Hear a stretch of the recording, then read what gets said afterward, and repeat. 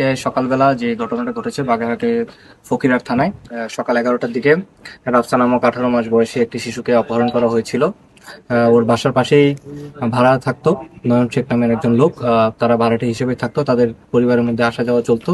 সেই সুবাদে বাচ্চাটাকে তার কোলে দেওয়া হয়েছিল। পরবর্তী সময় নয়ন শেখের যে স্ত্রী, সে তার হাজবেন্ড নয়নকে বাচ্চাটাকে বুঝিয়ে দেয়। পরবর্তীতে তাদের যোগাযোগ আহ, ইন্ধনের মাধ্যমেই বাচ্চাটাকে অপহরণ করা হয়।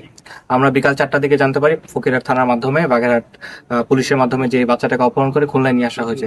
তাৎক্ষণিকভাবে আমরা আমাদের গোয়েন্দা কার্যক্রম শুরু করি এবং আমাদের যে এফএস টিম আছে তাদের মাধ্যমে আমরা গোয়েন্দা তৎপরতা শুরু করি এবং দীর্ঘ 6 ঘন্টা অপারেশন শেষ করে আমরা কইয়া বাজার থেকে আহ, শিশু রাফসাকে এবং আসামি নয়ন শেখকে আমরা উদ্ধার করি। আমাদের সাথে পুলিশ ছিলেন, পুলিশ আমাদেরকে সর্বক্ষণ সহযোগিতা করেছেন এই ব্যাপারে, এবং আমাদের যে টিম ছিল তারা এই 6 ঘন্টা ব্যাপী অপারেশন বিভিন্ন বাজার এলাকা এবং যে সম্ভাব্য জায়গা ছিল সেগুলো অভিযান চালিয়ে আমরা সর্বশেষ সুস্থভাবে